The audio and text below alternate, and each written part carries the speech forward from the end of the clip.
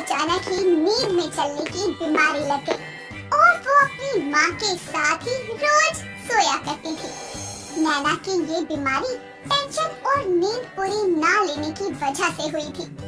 ऐसे ही एक दिन वो अपनी माँ के साथ सो रही थी, तभी वो नींद में उठकर खिड़की के पास जाकर खड़ी हो जाती है और वहाँ जाकर बोलती है, कब आओगे मेरे सपनों के राजकुमार? मैं तुम्हारा कब से इंतजार कर रही हूँ।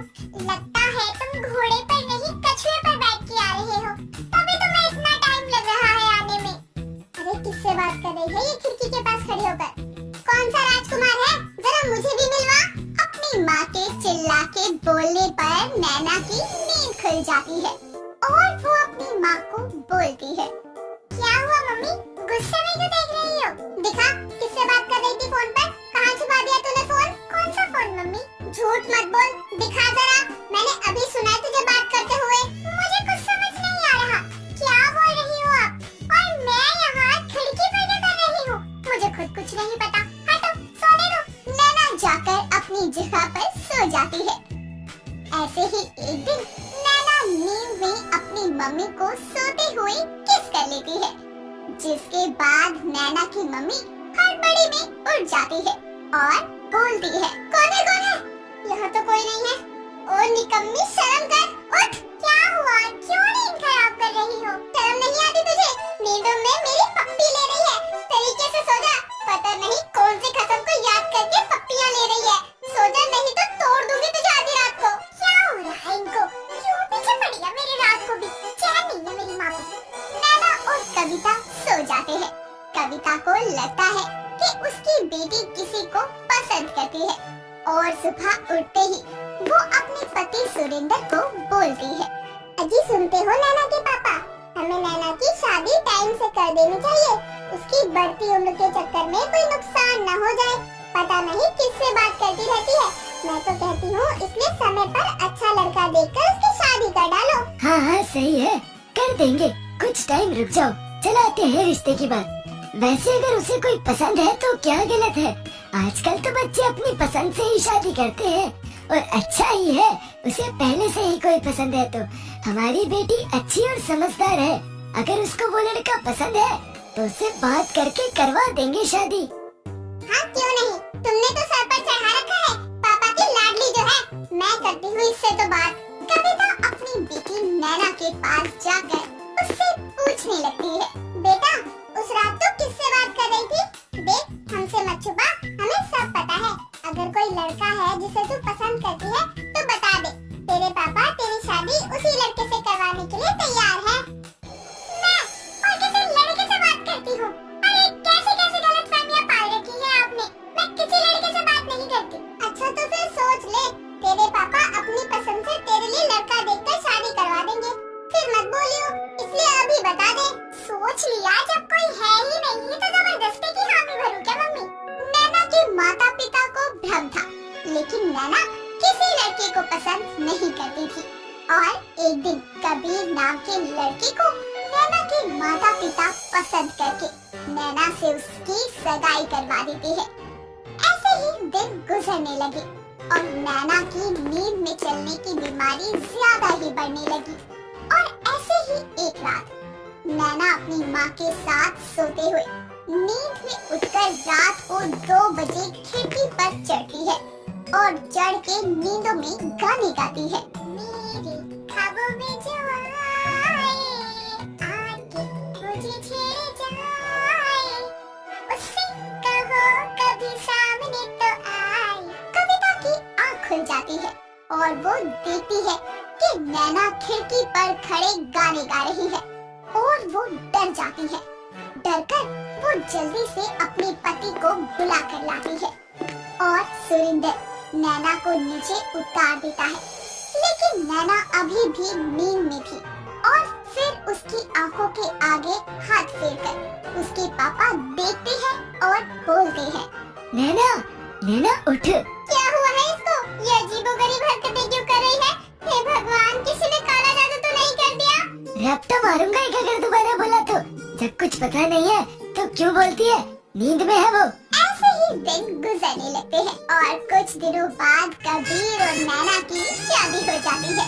शादी के बाद नैना अपनी ससुराल में घर का काम करती और सारी जिम्मेदारियों को अच्छे से संभालती और घर में खुशी खुशी रहती। और एक दिन नैना को कबीर कार चलाना सिखाता है। वक्त गुजरता है, नैना रात में अपने पति के साथ सो रही होती है। तभी अचानक वो सोती हुई नींदों में उठकर किचन में जाकर आटा निकालकर छान लेती है और उसे पानी में घोलकर पीने लगती है। कुछ देर में उसे होश आता है और वो अपने कमरे में जाकर अपनी जगह पर सो जाती है। और सुबह उठते ही उसकी सास रजनी किचन में जाती है और नैना को बुलाती है। अरे नैना, ये क्या किया तूने? सारे किचन में आटा फैला दिया। रात को पुए बनाने आई थी क्या? नहीं माँ जी, मैं क्यों रात को पुए बनाऊंगी? तो फिर ये आटा क्यों घोल के रखा है तूने? मुझे क्या पता माँ जी, मैंने तो नहीं रखा। रात को तू ही आई थी रसोई में। मैं जब बाथरूम जाने के लिए उठी थी तो मैंने तुझे देखा था। शर्म नहीं आती? अकेले ही पकवान बनाकर खा लिया और बर्तन भी धो दिए। बड़ी चालू है तू तो। मैं अकेले क्यों खाऊंगी? सबके साथ खाऊंगी ना। हद है, किसी और का किया हुआ आप मेरे सर पर मर दो। अपनी सास को ही उल्टा सुनाकर नैना चली जाती है।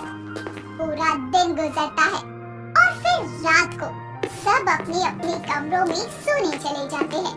नैना फिर से नींद में उठकर इधर उधर घूमने लगती है और अपने पति की शराब की बोतल निकालकर पी जाती है।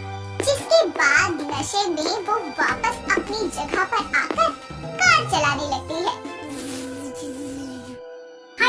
हट जा साले, सामने से हट जा। हट जा वरना ठोक दूंगी, सुनाई नहीं दे रहा? हट। तभी कबीर जागता है और नैना को बोलता है। क्या हुआ बेबी, इतनी रात को क्या कर रही हो और क्या बोले जा रही हो? चुप है कुत्ते, सो जा। कबीर डर के चुपचाप ले जाता है, लेकिन उसे नींद नहीं आती और वो नैना की बातें सुनता रहता है। और नैना बोलती है, अबे साले, मुझे तो लगा था तू राजकुमार की तरह घोड़ी पर बैठ कर आएगा, मगर तू साला नन्हा, तू तो गधे पे सवार होकर आया है।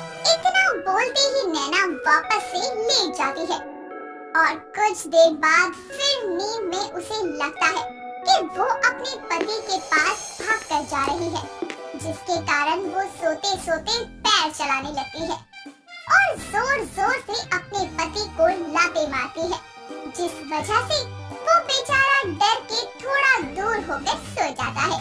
लेकिन नैना दोबारा लात चलाते हुए उसे लात मारती है और इस बार कबीर बेड से नीचे गिरकर बोलता है, अरे मेरी कमर तोड़ दी इसने तो आज। पता नहीं कौन सा जन्म का बदला ले रही है ये। क्या हो गया? आप नीचे जमीन पर क्यों सो रहे हैं और इतना चिल्ला क्यों रहे हैं? तुमने ही तो लात मार के नीचे गिराया है मुझे। भांग पी ली है क्या? मैं क्यों आपको लात मारूंगी? और इतनी देर से पता नहीं क्या बड़बड़ाई जा रही थी, नींद भी नहीं आई। अच्छा, क्या बोल रही थी मैं? मुझे याद नहीं, मैं भूल गया। अभी फिलहाल मेरी कमर में दर्द है। जरूर आपने कोई बुरा सपना देख लिया होगा। चलो ऊपर आ जाओ। नहीं, मैं यहीं ठीक हूँ। दोबारा गिरने से अच्छा यहीं सो जाता हूँ। बहाने मार रहे हो ना मेरे पास न सोने के। आता हूँ ना यार। ये क्या, तुमने शराब पी रखी है? कैसी बातें कर रहे हो? मैं क्यों शराब पीऊंगी? सच कह रही हूँ, मैंने कोई शराब नहीं पी, आपकी कसम। सो जाओ फिर। ऐसे ही अगली सुबह कबीर जागता है और शराब की बोतल देखकर बोलता है, तुमने रात को झूठ बोला ना, तुमने नहीं पी तो फिर ये बोतल कैसे आई? और रात को तुम्हारे मुंह से बदबू भी आ रही थी। मैं सच बोल रही हूँ, मुझे कुछ नहीं पता चला। इन बातों को छोड़ कबीर ऑफिस चला जाता है और रात को घर आकर अपनी माँ को नैना के बारे में सब कुछ बताता है, जिसके बाद रजनी भी उस रात की बात कबीर को बताकर बोलती है, कल इसके मम्मी पापा को कॉल करके बुला लेना और इसको इसके घर भेज देना। माँ, वैसे नैना ऐसी लड़की तो नहीं है, लेकिन समझ नहीं आ रहा वो ऐसा क्यों कर रही है। हमें इसके घर बात करनी चाहिए पहले। नहीं, रात बहुत हो चुकी है, कल बात करियो। सब खाना खाकर अपने अपने कमरे में सोने चले जाते हैं, जिसके बाद कबीर बोलता है, आज तो पता लगाना पड़ेगा ये रात को करती क्या है। सब सोने चले जाते हैं, लेकिन रजनी कबीर सोने का नाटक करते हैं और उस रात नैना फिर से नींद नींद में उठकर चलकर गेट खोलकर बाहर जाने लगती है। ये देखकर रजनी बोलती है, अरे आधी रात को किससे मिलने जा रही है ये? जिसके बाद कबीर और उसकी माँ भी नैना का पीछा करते करते उसके पीछे पीछे जाते हैं और नैना चलते चलते रोड पर निकल जाती है, जहाँ एक गाड़ी से बस उसकी टक्कर होने ही वाली होती है कि तभी कबीर उसे खींचकर बचा लेता है और वो देखता है कि नैना नींद में चल रही है। तब उसे समझ आता है कि नैना को नींद में चलने की बीमारी है, लेकिन तभी नैना की नींद खुलती है और वो बोलती है, मैं यहाँ कैसे आई? हम यहाँ क्या कर रहे हैं? आधी रात को कहीं जा रही है क्या? नहीं नैना, पहले घर चलो, वहीं सब बताते हैं हम। नैना को घर ले जाकर सब बता देते हैं और अच्छे डॉक्टर से नैना का इलाज करवाते हैं, जिसके बाद नैना की नींद में चलने की बीमारी ठीक हो जाती है।